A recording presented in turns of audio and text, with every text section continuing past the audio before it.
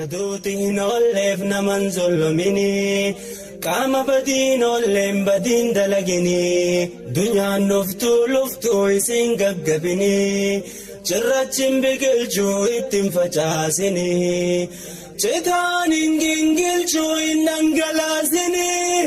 utubaa reekkisuu ittiin hirkatini nama kaayyoon qabne faanaan dhaabbatini farda lugaaman qabne dhiisii yaabbatini qalqalloo ganna kufuuteen baadhatini lakki yaa qalbii meeyfa dabii yaa qalbii hundaan nalqabdu yaa qalbii obsi ganqabii yaa qalbii kitaata rabbii yaa qalbii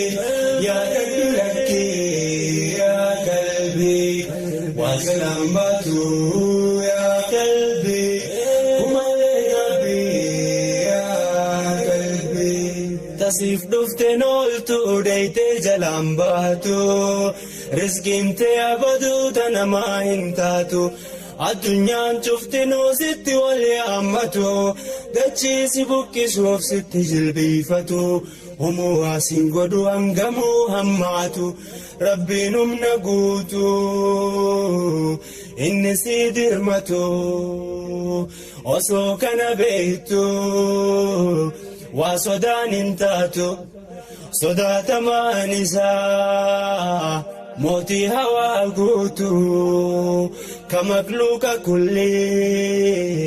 if jalattooyatu ka addunyaan guutuun isatti waywaatu yoo isatti hirkatte abaduu waan taatu ka isatti hirkate waa takkaan sodaatu